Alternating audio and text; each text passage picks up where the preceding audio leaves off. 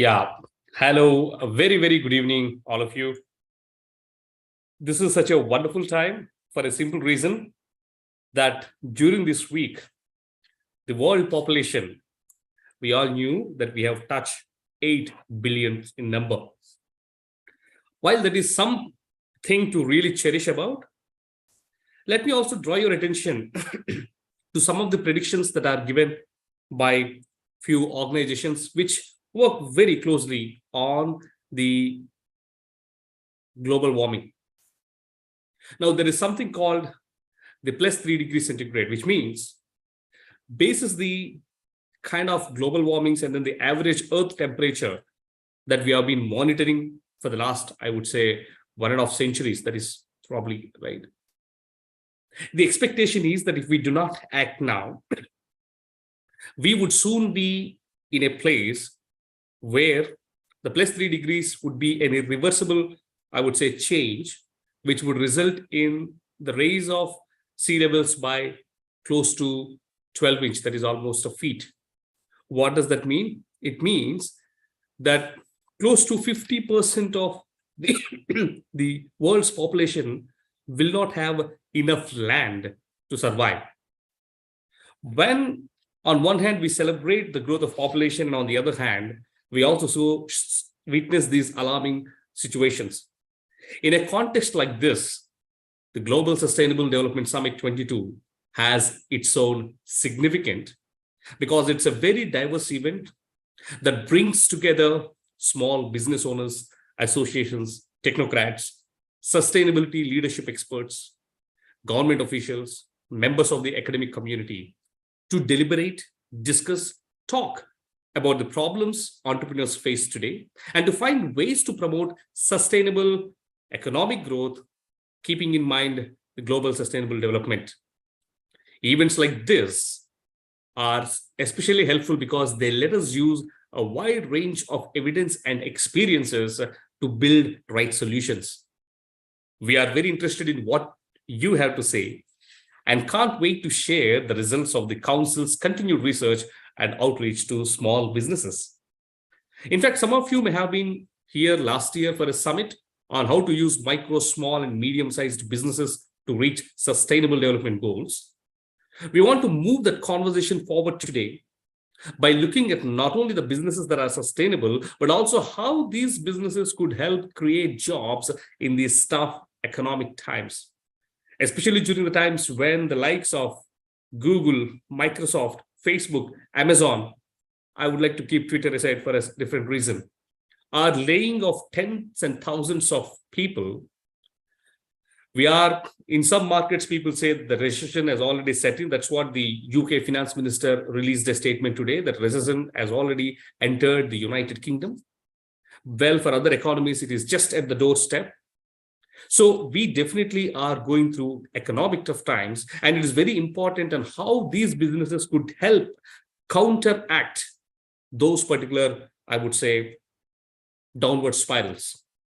We will also talk about the unique problems that women and minority-owned businesses face. In fact, we want it to be as specific and as usual as we can. The ultimate goal of the summit is to learn more about how to help MSMEs and communities where they are based to find out what works and what doesn't work for them. And at the same time, it is aimed to speed up the development of sustainable economy. In fact, let me also remind you that it's no secret that last few years have been very hard for many small and medium businesses, especially in the context of the COVID-19 crisis. While some economies did really make a comeback, many of the smaller business owners were completely wiped out, and some of them are still trying and struggling to come back to their original pre-COVID rhythm. In fact, right now they have to deal with low sales, falling asset values, more uncertainty, and importantly, a tight credit market. Many business owners have had to let people go or wait to hire new people. And many people who thought they might start their own businesses have put those ideas on hold for a simple reason of this VUCA world. As many of you know, Small businesses have helped the economy get back on its feet in the past. And in the current economic climate, we need to think carefully about how our Global Council for International Promotion and Trade can help small businesses and entrepreneurs get the help they need to create more employment and to create more jobs. Small businesses also help our country compete globally. They're often more flexible than bigger companies when it comes to bringing new products to the world market. At home, many entrepreneurs do more than provide important goods and services. In fact, the biggest lever in the growth of any economy is innovation, and innovation is maximum demonstrated and displayed always by the small business owners. And I'm sure some of you who are here are pioneers in that innovation. In fact, these businesses also help keep the neighborhoods where they live and work alive. Small business owners often show how much they care about their communities because these businesses are deeply woven, deeply bound with the communities, and it is very difficult to separate both of them. And hence, whether it is their leadership roles in the local schools or volunteering for non-profit activities and getting involved in civic affairs, these small business owners and small businesses set a precedence to the others to follow. Global Council for the Promotion of International Trade wants to help these small businesses and people who want to start their own businesses. We do this by, for example, doing research that adds to what we know about what makes people desire to start their own business and what stops them from doing so. And by running outreach programs that help these small business owners and other important people in the community to get access to a wide range of financing and technical help. The issues that you will talk today, the speakers, are important to anyone who cares about the success of small businesses and entrepreneurs across the world, and by the extension, the success of our economy as a whole. At today's conference, there will be many different perspectives. So I'm sure you won't all agree on the answers to the many questions that will be asked, but the talk itself is very, very important.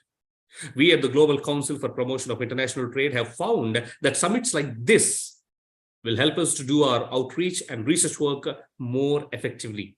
We hope that each one of you will also learn something from this, and thank you in advance for sharing your ideas on how to make economic growth more sustainable, and we are excited to see the results of your work. With this, let me welcome you to the second day of the Global Sustainable Development Summit. Myself, Rajiv Vayasar, I'm founder and CEO of EV Masterclass and CXO Club. I'm also an advisor to the government of Andhra Pradesh from the country of India. I've been recognized as 40 under 40 young EV leaders in India, and my work also has been recognized and published in the World Economic Forum. Having led multiple organizations in P&L roles, sales, and other activities, and now I help the government in drafting the right policies and helping them garner and attract investments, especially in the niche emerging areas of technology, that is electric vehicles. With this, welcome you all. And let me also introduce the speakers that we have today. So, Don Heng is the founder of Great Wall Marketing Consultancy, a one-stop wellness brand excellence roadmap for global wellness, lifestyle, and healthcare businesses, and produces remarkable results in sales, revenue, and attain optimum ROI always.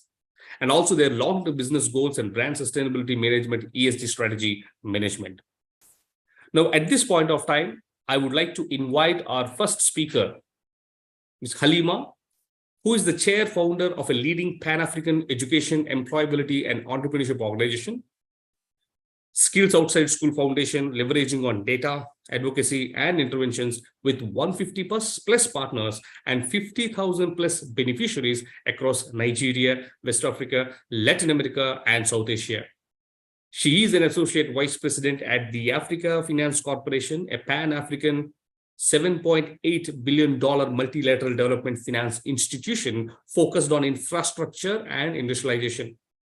She has led closed and managed portfolios of $1.7 billion in landmark award-winning high-impact transactions across power, industry, transportation, and logistics, including a raised group of companies and mergers and acquisitions on power assets across 5 countries. With this, let me welcome Halima to speak on this special topic of focusing and addressing the huge gap and dichotomy between the business world and then the development in the government world in this today's context. With this, let me welcome Ms. Halima, founder Halima Ibrahim Abba, founder and board chair, Skills Outside School Foundation, and Chief Investment Officer at the African Finance Corporation, Director, Trustee, Investor, Consultant, Advisor, and Mentor. Welcome, Ms. Halima. And the floor is yours. Thank you very much, Rajiv. Good morning, good afternoon, good evening to everyone around the world, wherever you are. I hope you can hear me well, Rajiv, and you can see my screen as well. Yes, please go ahead. Excellent. Thank you. And thank you for that very warm welcome.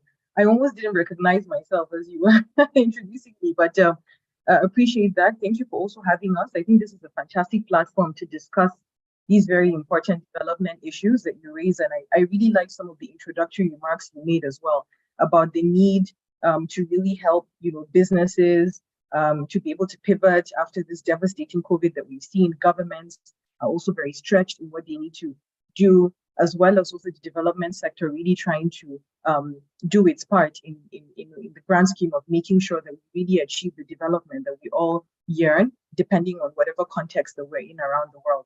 And I think it's within that backdrop that, this talk has been presented.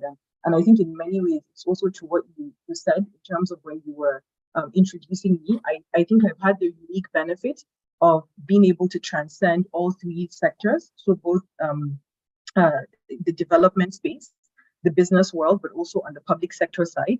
And one of the big challenges to really achieving true development, I think, in the world is really the gap that exists between these 3 sectors, which are all very critical to really being able to help us achieve, some of the significant development objectives of what you mentioned: unemployment, poverty, the climate change and the need for better climate action, inequalities that exist from an income standpoint, and other socioeconomic indicators, and so much more that have been adequately presented in the SDGs. And so without further ado, I'm just going to move on. You've already spoken about me, so I'm just going to skip this. Nothing to say there anymore. And I think this is really just the picture I want everybody to focus on. The public sector, or say the government, has its own role to play, in development. We also have the third sector, which comprises of NGOs, development organizations, multinationals, supranational organizations as well, such as the UN, that exist in this space. And then you also have down below, very importantly, the private sector, and that transcends micro enterprises, small, medium, large, multinational corporations, transnational corporations. Anyone who has a business interest that exists in an enterprise or institution fits under this bucket. All 3 sectors need to come together for us to truly achieve development. Yet, I think one of the things that we see is that they don't tend to actually understand each other. They speak to each other, but don't speak the same language. So communication is often an issue. And sometimes objectives often also conflict. And what do I mean by this? For government, first and foremost, you're there, you've been elected in some cases, or if it's not a democratic government, then you've been appointed or you've been self-appointed, as the case may be. And your objectives are very much political. And it is what the people want, and what you see to be what your government is setting as an agenda that is your focus, and that is the political return. On the private sector side, ultimately, what is entrepreneurship, what is enterprise, is taking risks of creating a business or setting up a business or scaling up a business in order to achieve profit, a commercial return. And then you also have on the development sector side, where the return is really social, is really being able to achieve some of the greatest socio, political or economic challenges that we have that exist around the world. And these 3 returns are very distinctive and sometimes often conflict. And it's very important that the 3 speak to each other. And there is a precipice where they all meet in order for us to truly achieve development. And if I just want to even start and ask a very bold question, which Sounds very basic, but I really ask the audience to think through it. What is development? What is truly development?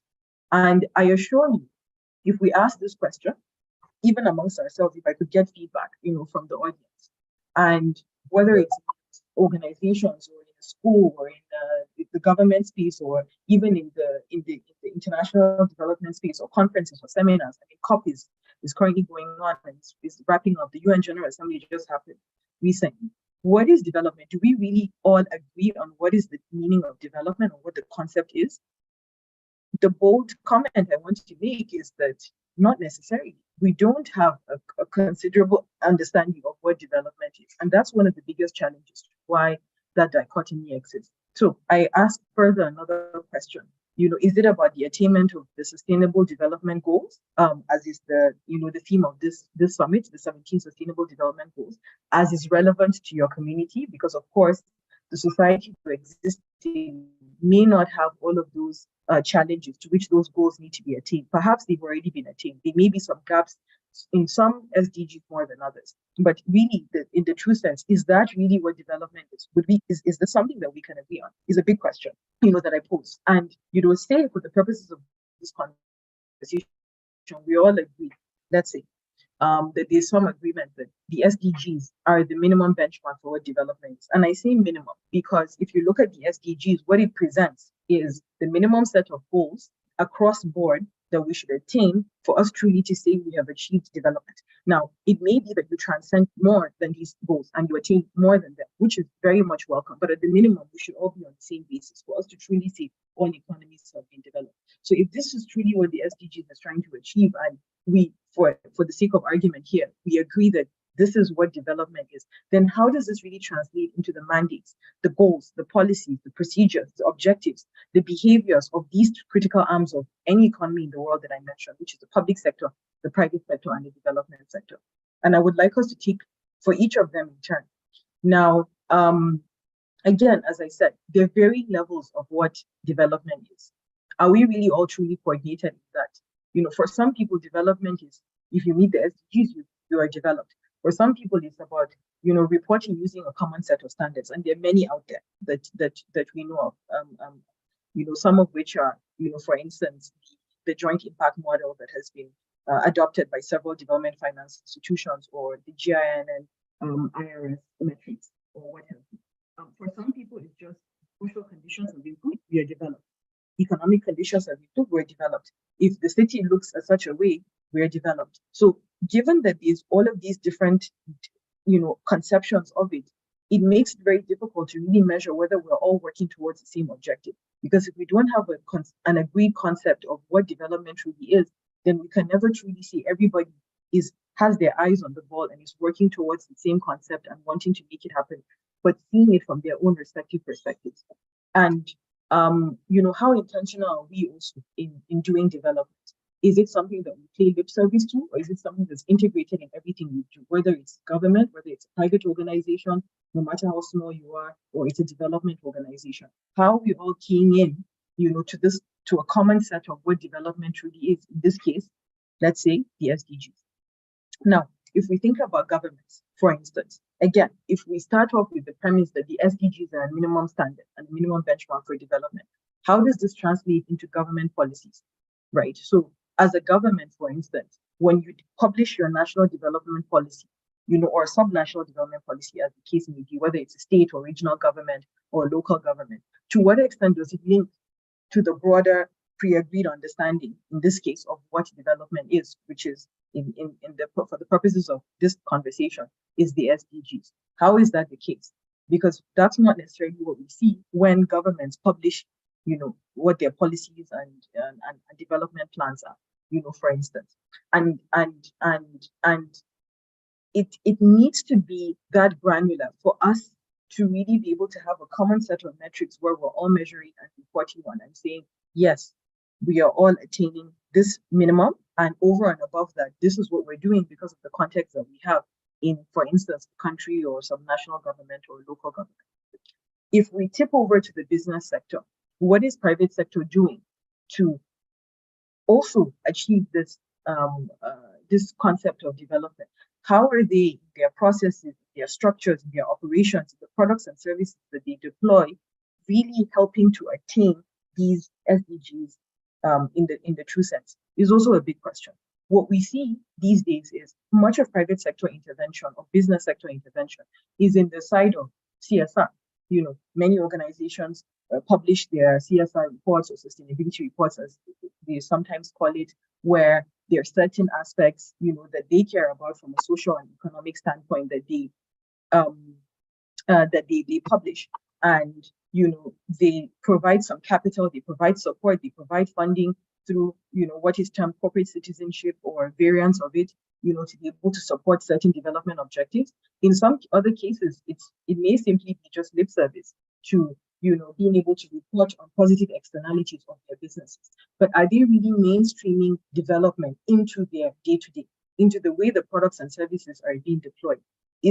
Are the SDGs, or is development, as is understood, really in the heart of the product and service provision? It's a very important question to ask. So, for instance, if we want picks on the SDGs on SDG on reduced inequalities, how are your labor laws? How you are structured? How is the market that you're presenting, you are existing in? How is that business that you're running structured in a manner where you're reducing inequality or you are not exacerbating inequality, for instance? These are important questions we have to ask, because it's going over and beyond just having a bucket of money that you've approved for something to actually mainstreaming development into your day-to-day practices.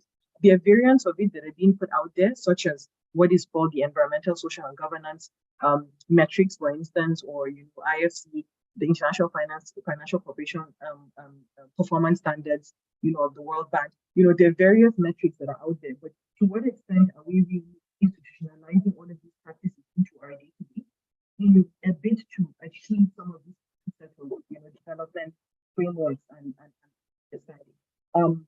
And like I said, looking at things like our the businesses, the economic footprint, the supply chain, the standards in which they deal with what they do, the local communities, how do they benefit from the work that you are doing as a corporate that exists there? All of these things are very critical, to be able to really ensure that we are all doing development collectively with the same set of standards. And then, of course, on the development space, which is really where a lot of doing development is, how true are we and consistent are we with the standards of how we do development? Because if NGO A or a supranational B is doing something else that is not on the same level and is able to achieve similar objectives, to be able to truly achieve development in that space, then we're really just working across purposes and wasting resources. So it's very important that there are a common set of standards that we're all working through, and different parties know what their role is, and that they're all working towards the same picture.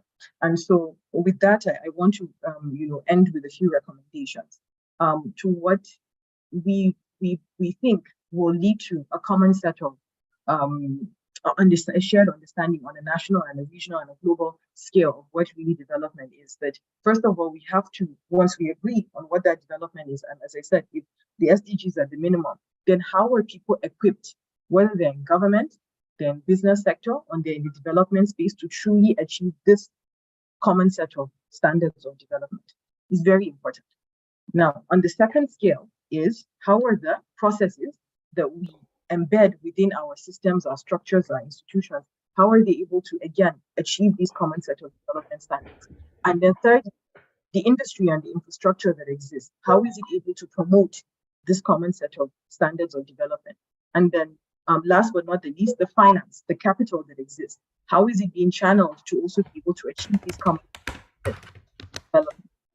Now, when I just speak about the people, it's very important that they have the right skills, knowledge, and attitude to do development. Now, whether it's through the formal schooling systems or the informal schooling systems or the non-formal schooling systems, it's extremely important that this is the case. Now, outside of schooling, of course, there's constant reskilling and upskilling that happens, and it's extremely important that all of those policies around, schooling, reskilling, and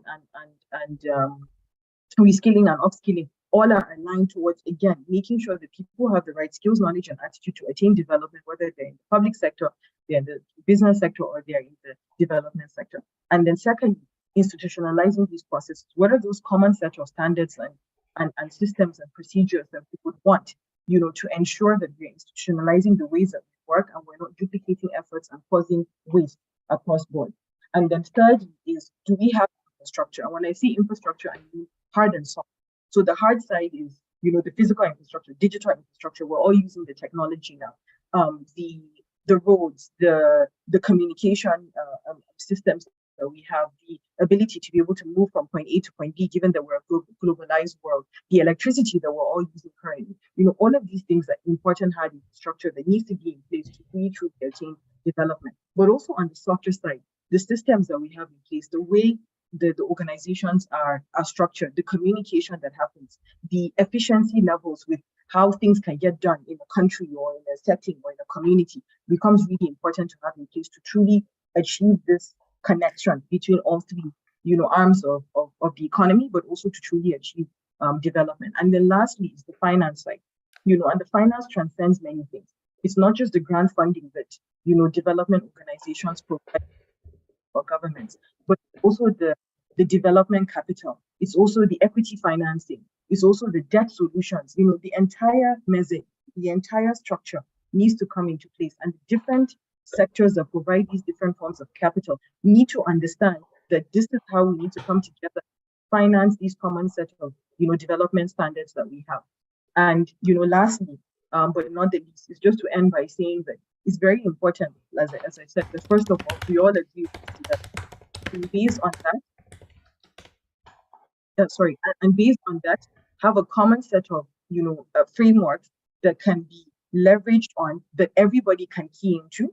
And that often is best done by government because they are the at the top that coordinate everything, and they aggregate all parties to come in place to do that. And then, of course, you have the supranational groups and the intergovernmental groups that are above the governments that are able to then bring, development across different jurisdictions. Because again, no man is an island, and there's no point having development in one area but not having in another. It has to happen simultaneously, to really be able to achieve the dividends of those efforts and intervention. And then, of course, lastly, you have the business or the private sector and development sector that are coming in to make sure that they're implementing from the perspectives to which they see, so that we can truly be able to find a way to bring together all of these three different arms that may often have times different return, objectives, but can be synergized based on applicable standards that have been agreed and preset, and that all parties are coordinated and they fit into a bigger pie. So you have this big piece of puzzle of development, and everybody is coming in to take their own share based on what their expertise is and the sector that they represent. So these are just very few thoughts on, what we see at the Skills Outside School Foundation to be very important ways of bridging the gap between these sectors to truly be able to help us achieve development in the way we really hope for, and give credence to the sustainable development goals, but also development over and above the SDGs as the minimum benchmark. So thank you so much, Rajiv, for the time. It's been a pleasure, and look forward to the rest of the sessions and also to hear from the other speakers. Thank you. Hi. Thank you so much, Halima, for sharing with us so much insights tonight. Very, very much appreciated. Thank you. Now, let me welcome the next speaker, Dr. Sanita Purusodam, a highly driven, enthusiastic, people and results-oriented, knowledge-driven professional with a demonstrative track record of experience gained in international and national projects in different sectors in response to the challenges of environment and sustainability. Today, he will be touching on this topic, sustainable buildings and construction for climate action. Let's welcome Dr. Sanita Purusodam, Head of Sustainability at Mahindra Lifespace Developers Limited. Hand over to you, Dr. Sanita.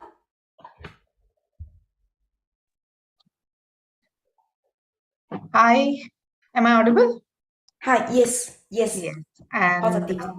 thank you so much for the opportunity. And I am trying to share my screen. Is my screen visible? Yes. All right, just bear with me for a minute. Yeah, so I am Dr. Sunita and I head sustainability for Mahindra Life Spaces. We are a real estate company in India. We have operations in Bombay, Pune, Delhi, Chennai, Bangalore. We are also into industrial clusters and integrated cities. So we understand all aspects of the built environment. So today's discussion is around sustainability in the built environment, and what are the kind of opportunities it poses in front of us. I will also talk about climate change and the impact on Indian architecture, then and now, revisit construction practices from the sustainability lens, and how organizations in the built environment can take up commitments to tap into the unprecedented opportunity that actually climate change presents in front of us. So that is the main, these are the main aspects that I will be discussing today. So temperature has changed in the last 50 years, and we really see that we are moving towards, we won't be able to meet 1.5 with business as usual. So restricting the temperature rise to 1.5 degree. So business as usual is saying that there are pathways that are going to take us to 2 degree, 3 degree pathways. So the trend that we have seen over the period of time is, these are data for, so the average temperature of Earth is 14.1, and we are looking at, already capping it at 1.2. That is the kind of temperature rise that we are seeing currently. Of course, it affects us and it affects business. In terms of human life, it affects thermal comfort and well-being. It also costs us building operations. It also costs us resilience of the built environment.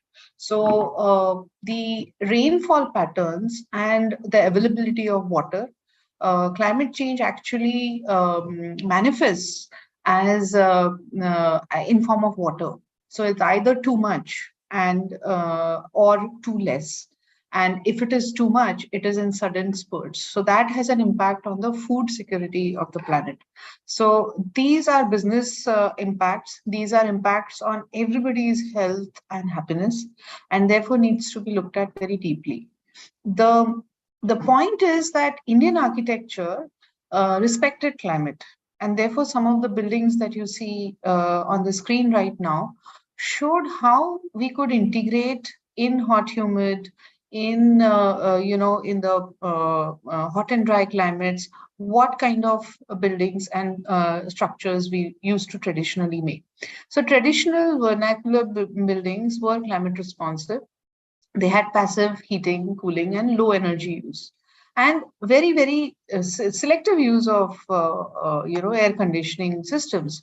Modern buildings, however, use a lot of glass, use concrete, and therefore have led to, they emulate the Western architecture. They are high tech, they are energy intensive, and no matter what amount of technology you put on top of it, they are energy guzzlers. So buildings contribute to 40% of the built environment, contributes to 40% of greenhouse gas emissions. And if that is the sector that we are not able to, mitigate in terms of climate, in terms of carbon emissions, the impacts that are going to be felt are runaway impacts. Okay, so let's see more about then and now. So office buildings, we look at smaller windows.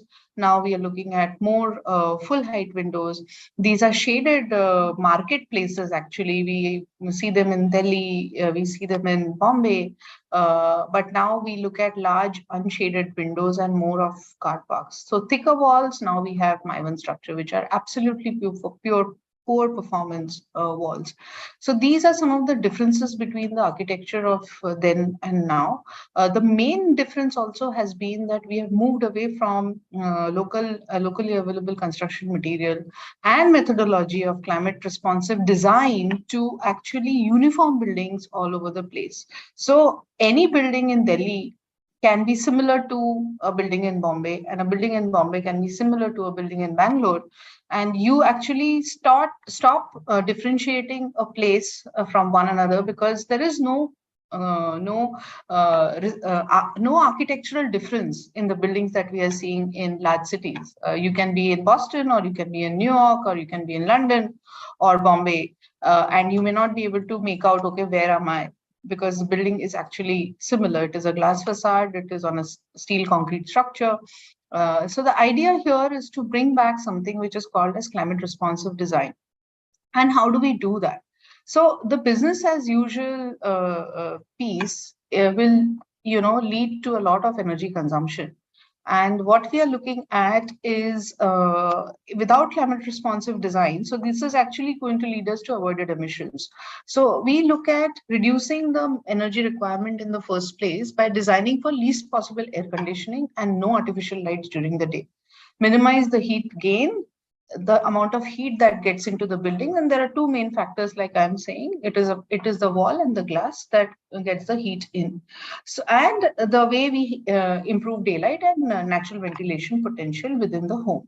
And then move on to efficient systems. And many of the efficient cooling and lighting systems, we know that government has successfully run the scheme on LED lights, where every home now has LEDs, and offices also have embraced LEDs. There is one more scheme that is going on, which is around BLDC fans, brushless DC fans, and these are some of the active measures that we need to adopt before embracing air conditioners, because they have added carbon emissions associated with the refrigerants. So that needs to be understood. Once you minimize the energy load, the amount of renewable energy that is going to be required is going to be very, very less. And if you don't do CRD, your cost of renewable energy increases. The other thing is that most buildings will not be able to offset everything on site, and therefore grid renewable energy is important. So getting to net zero is actually the strategy that buildings in India should be following. Okay, so we have actually codified this approach, and this is through design. We use strategies such as avoid, orient, shade, insulate, reflect, zone the building, look at the window shading, and sizing. Sizing is very important. You don't need full length windows in India. Remember, we are not in Toronto or London, we are in India, and the climate here is not amenable to full glass windows.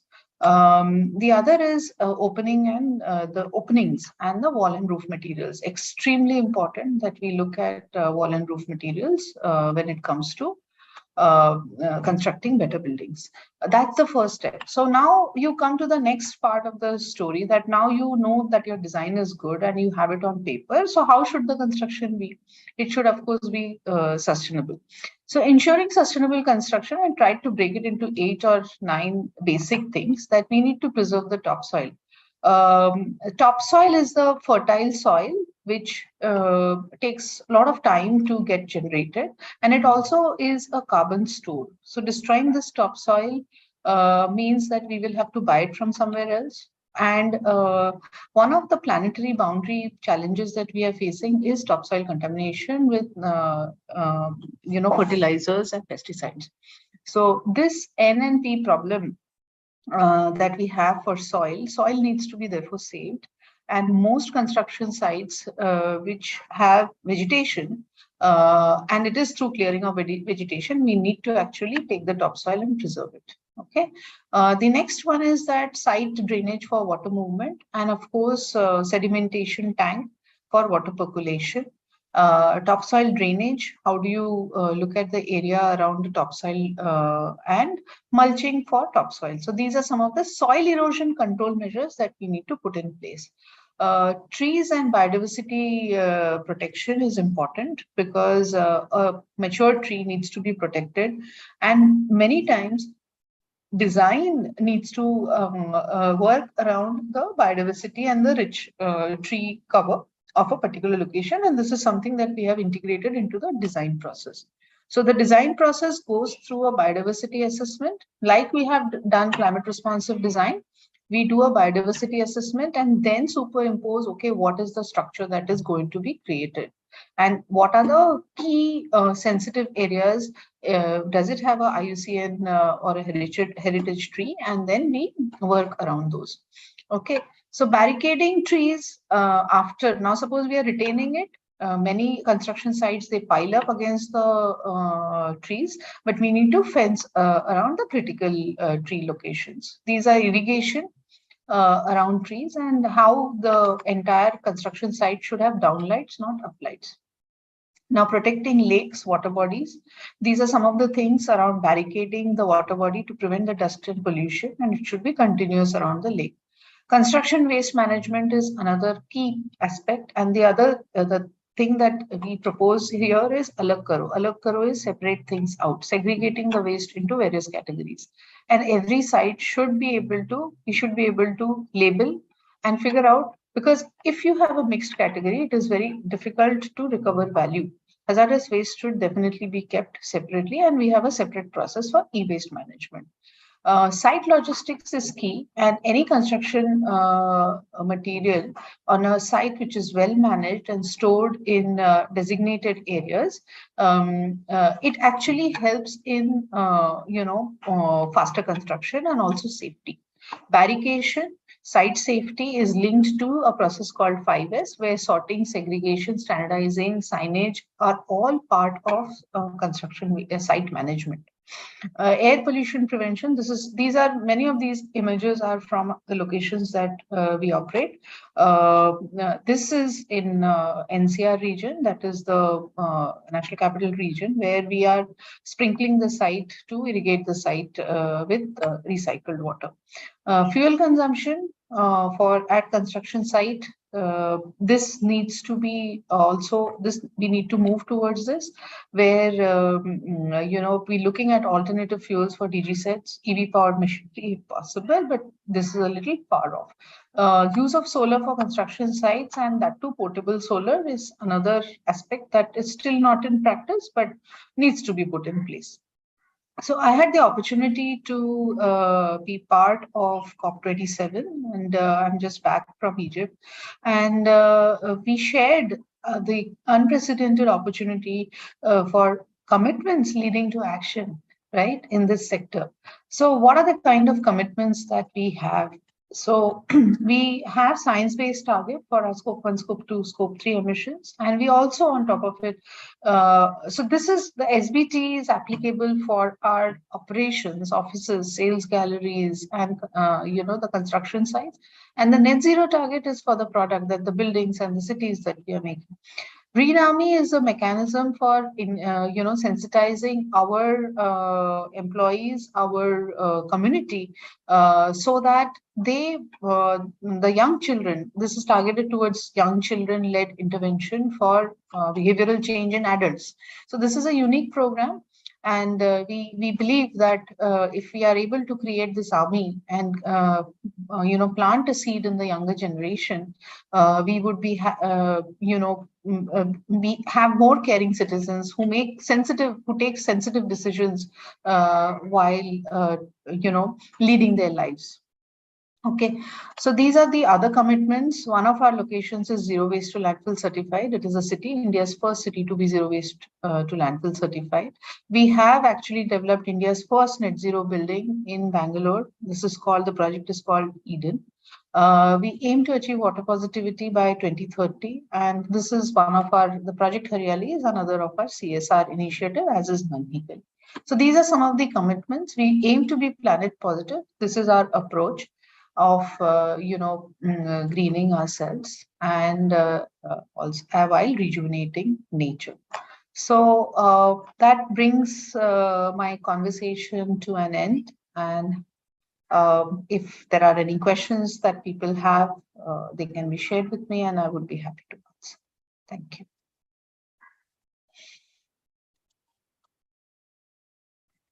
So last but not the least, there are two initiatives that I can share about. One is the decarbonization charter, which looks at the business charter for decarbonizing the built and the construction sector in India. It has got 6 components. We would encourage people in the built environment to contact us. It could be a contractor, design firm, or a supplier into the building sector who could sign into this charter. The other is the Mahindra Terry Center of Excellence, which is a material testing laboratory where we do research around water, thermal comfort, visual comfort, building envelope studies, and standardization of building materials. So these are the two initiatives, and that brings me to the end of the conversation. Thank you so much. Thank you so much for the thoughtful sharing. We have been enlightened by you today. Thank you. Okay, with that, thank you so much. Hi, I'm Dawn Hing, founder of Greatwell Marketing Consultancy, a global brand excellence marketing consultancy dedicated to the wellness, lifestyle, healthcare, and hospitality businesses and industries. Okay, so right now, I'll move on to our next speaker. Ramanan has served as the first mission director of the ATEL Innovation Mission, additional secretary at NITA Ayog, National Institution for Transforming India, between June 2017 and May 2021, a flagship national innovation and entrepreneurship initiative launched by the PMO, Government of India. Today, she will discuss the topic on contribution of cooperatives to the SDGs. So, now let's welcome Chief Guest Ramanathan, former First Mission Director, ATEL Innovation Mission, former Additional Secretary at NITA Ayog. So, may I hand over the floor to Hi. Ramanan? Thank you Good so afternoon, much. everybody, and good evening to from wherever you have logged on. It is indeed a pleasure and a privilege for me to be able to join you all on this particular call and in discussing a very important topic, and the topic being that of sustainability and the role that cooperatives play all across the world in being able to drive global sustainability. In fact, I don't know how many of you are aware that there are over 1 billion people, either as members or as participants or as customers in the cooperative movement of the world. And some of the largest cooperatives together generate more than $1.6 trillion in terms of economy, which is even bigger than the GDP of Spain. More importantly, cooperatives are a different type of organization. In fact, sustainability has been declared and defined as one of the main pillars upon which cooperatives rest. And why is that? Because a cooperative just doesn't look at profit or economy. They look into the well-being of its members. They look into the health of their members. They look at community facilities that are required in order for their members to thrive and to be protected. They look after the interests much beyond the normal interests that drive an enterprise, and that is making money or increasing the economy or increasing the prosperity of that particular organization. And that is why cooperatives have become such a strong force, fundamentally a strong force in being able to drive not just sustainability, but in driving the interests of the world across. And that's why you're seeing initiatives like COP27, you're seeing initiatives like climate change, and you're seeing the initiatives of sustainable development goals that are requiring us to address the triple bottom line.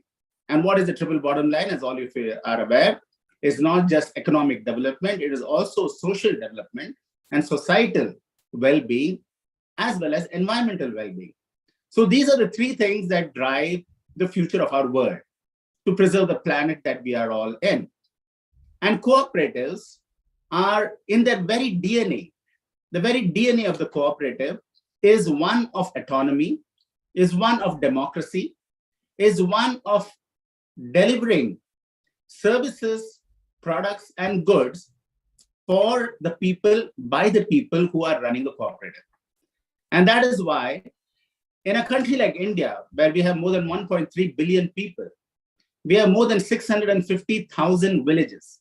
We have more than 8,000 small towns and cities. And we have only 8 tier 1 cities in which people try to flock to.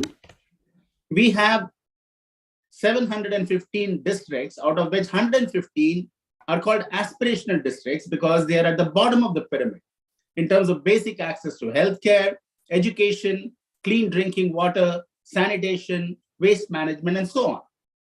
And therefore, the interests and the well-being and the welfare of all these people who are in the non-tier 1 cities, the 8,000 small towns and cities, and the 650,000 villages, who are involved in either in agriculture, or they're involved in fisheries, or in forestry, or in tribal crafts, or in small businesses, and the MSME community, which we call as the micro, small, medium enterprises, their interest is served and represented by the United Nations Sustainable Development Goals.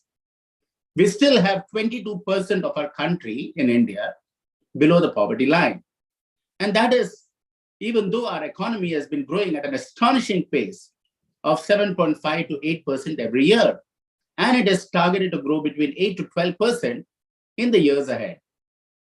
So we have a strong growing economy, but that's not good enough if you want it to be a sustainably growing economy. If you don't want to increase the digital divides, if you don't want to increase the economic divide and the divides between the haves and the have-nots. Like I said, 115 of our districts in India, out of the 715 districts, are called aspirational districts because they are at the bottom of the pyramid. And it is very important, therefore, to be able to represent their interests through cooperatives that look at how we can create and foster the Sustainable Development Goals to be able to meet the needs of the cooperatives and in being able to fashion the working of the cooperatives. Now, as most of you are aware, in the international community, more than 100 million people are employed by cooperatives. And that's a large number. But in a country like India, that number is going to increase even more because we have 1.3 billion people. At the same time, we have many success stories of cooperatives in India, which have been promoting the Sustainable Development Goals. Take, for example, the story of Amul, which is one of the largest cooperatives supporting dairy farmers across the country at a village level, at a state level, at a district level. We have today more than 18,000 members, but more than 3 million dairy farmers whose products are represented and distributed through Amul. Now, what is more important is not only is it creating economic wealth for the poorest of the poor, but it is also ensuring that the rules of the cooperative society ensure equity, gender equality, inclusivity, and health and community facilities for all these poor farmers who are having this only as their means of livelihood and living. Similarly, a great success story is that of IFFCO. IFFCO is the Indian Farmers Fertilizers Cooperative Society, and it has more than 40,000 members. But more importantly, IFFCO represents the interests of various farmers in being able to procure responsibly and consume responsibly the fertilizers that are used in farming. It also protects their interests in terms of rural and cooperative banking and many things related to both the non-credit sector as well as the credit sector. Now, these are outstanding examples of how cooperatives are influencing the implementation of not only the economic interests of all the poor people and the rural tier 2, tier 3 cities and the 650,000 villages that are there in our country, but they're also implementing new guidelines for ensuring that the other aspects of Sustainable Development Goals are being met. And that would be, for example, how do you ensure circular economy? How do you ensure clean drinking water and sanitation? How do you ensure elimination of poverty? How do you ensure gender equality in being able to create women entrepreneurs in our country? In a country like India, we have only 13% women entrepreneurs, whereas 87% are male entrepreneurs. whereas our population is having almost 50% of our population as women. How do we therefore increase women employment, employability, as well as women entrepreneurship through cooperative societies? And that is where cooperative societies play a very important role in being able to implement SDG initiatives through their laws, through their workings, through their autonomy that is being granted to them by their very conceptualization and their structure. And that is true for across the world. Now, it is also important for us to realize that today in a world which is being driven by renewable energies, solar energies, and climate change related actions that are so important to preserve this planet and the future of the next generation, it's very important that large organizations and enterprises and other stakeholders in the system are taking their role seriously in being able to support these cooperatives and to be able to buy products and services that align themselves to these sustainable development goals. Unless there is this collaboration at the state level, at the district level, between the government, between cooperatives, as well as from the large corporates and private sector initiatives that are going on across the world, we will not be able to maintain this balance that is so crucial for meeting the sustainable development goals. And therefore, large corporations have an obligation to be able to not only sustain and grow the workings of these cooperatives, but to align their own goals, their sustainability development goals, along with that of the cooperatives and enable them to make it happen. And for this, today we have the benefit of advanced technology. Technology is becoming affordable, accessible, available, and advanced. Technologies like 3D printing, robotics, IoT, miniaturized electronics, augmented virtual reality, and 5G technologies and communication technologies, as well as supercomputing and nanocomputing technologies, are enabling us to help the poor farmer or the tribal person or in forestry related products or in organic farming and so on. Today in India, we have satellite technologies and 5G communication technologies and the revolution in mobile technologies enabling the farmer in the remotest part of our country, whether they be from the coastal districts of our country, whether they be from the hilly districts of our country, they are able to know the status of the weather, the sort of fertilizing that they have to do in order to improve productivity of their farming, the distribution mechanisms that are available to them and accessible to them through advanced storage mechanisms, and so on and so forth. And how do you convert waste management into wealth management?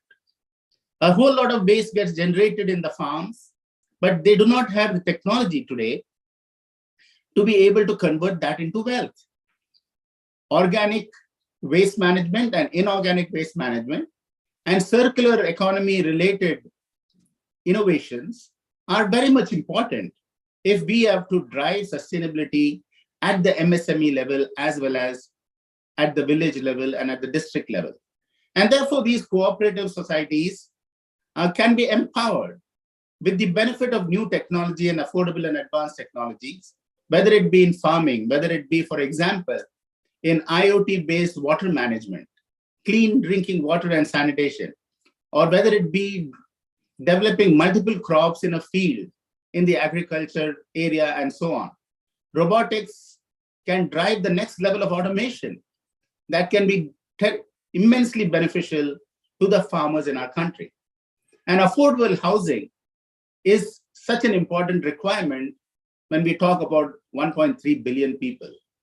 And that is why there are many initiatives in India at the governmental level, and I'm sure across the world, as is being espoused by many countries, to drive innovation, entrepreneurship, startups, and the MSME growth through the leveraging of technology. Technology indeed can be the great leveler, which enables you to bring equitable opportunity to small organizations as well as to large organizations. We have more than 6 crore MSMEs in India, out of which about 600,000 of them are medium and larger enterprises. But these are now leveraging technology to be able to leverage digital reach and enable their products, sustainable products and sustainable services to reach from any part of the country to any other part of the world. From Jodhpur in the west of our country to Japan, or from Salem to Seattle, or from Sikkim to San Francisco. That's the digital reach that is being enabled because of digital technologies. And therefore, there is a tremendous opportunity for all the cooperatives that are supporting these smaller enterprises, the MSME enterprises, and representing the interests of the majority. They have a very important role to play in integrating sustainable development tools, technologies, methodologies, and processes to be able to meet the SDG requirements. I'm sure with initiatives like what GCPIT is doing and the spreading of awareness amongst the many who need this particular knowledge, but to whom now, because of global connectivity, such knowledge is easily accessible, we will be able to make a difference, and the planet will be a much better planet in the years to come for all of us to live in. Thank you so much for giving me an opportunity to share a few thoughts on this occasion. Very much, Mr. Ramanan. Like always, you not only bring interesting data points and insights, but then the predictions that you bring, and then I would say the business prophecies that you make, right, basis your experience, and being at the helm of Niti Aayog and then leading the innovations across the country. Definitely, your words not only inspired us, but gave a sneak peek